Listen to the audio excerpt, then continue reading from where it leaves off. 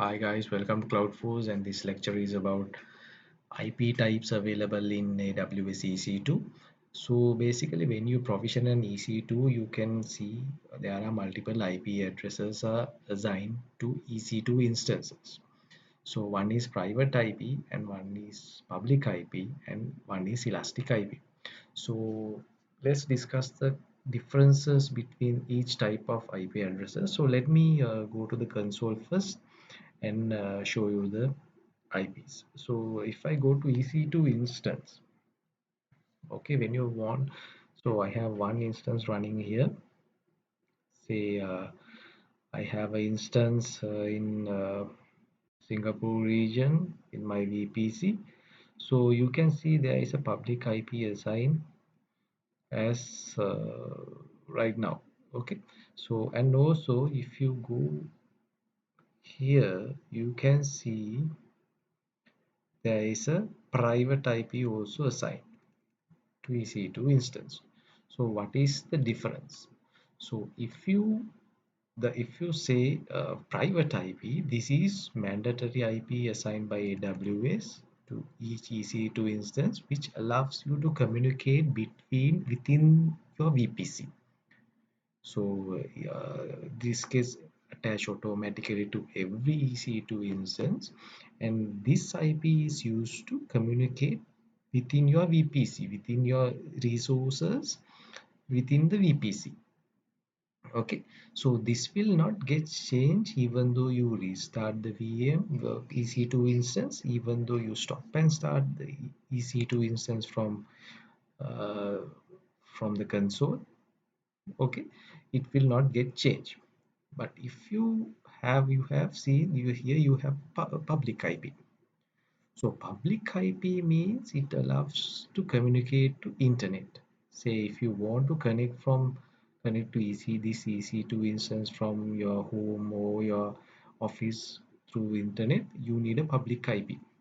Okay, this is a public IP that you have to use for outside communication. So this is a real IP, real public IP.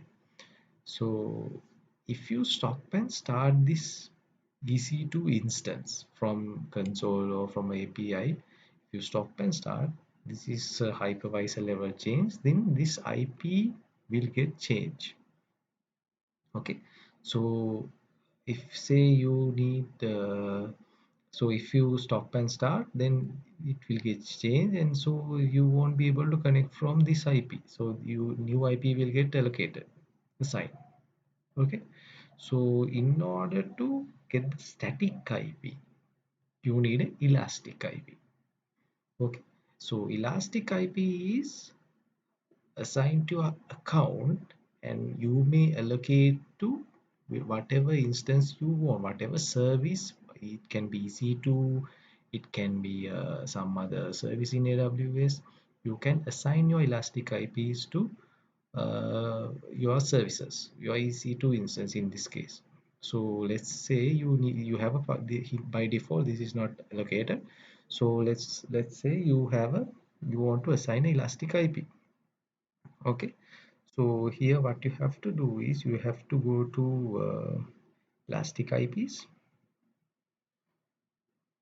and allocate new IP address from Amazon Pro. This is a public IP4 public access, so we are going to allocate it. So we have the IP address. So what I have to do is I have to associate this.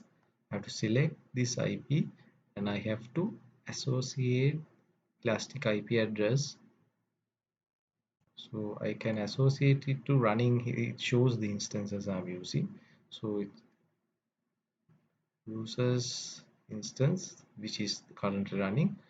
So you can select the private IP address and associate. So now if you go to your instances, to select the instance, here your public IP also gets changed because you have the elastic IP assigned. So public IP is your elastic IP. Okay.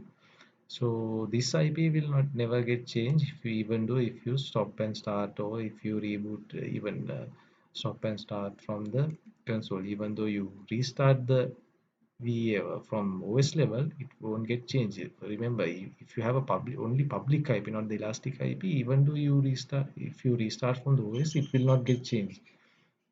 Okay, I will show you in depth here.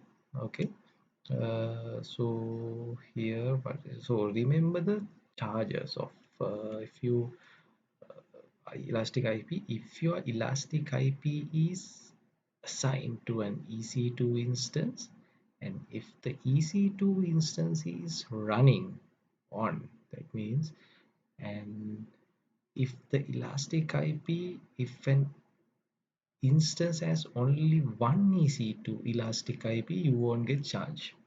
Okay, so I'm going to clear this up.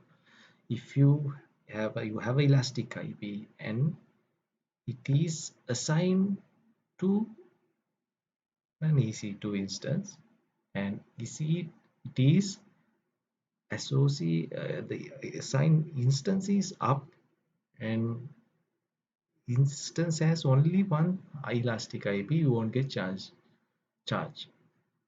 Otherwise you have to pay for the elastic IP.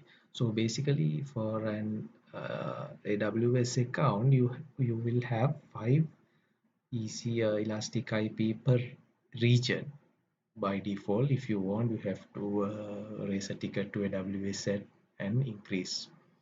Okay, so hope you understand this concept, and thank you very much for listening.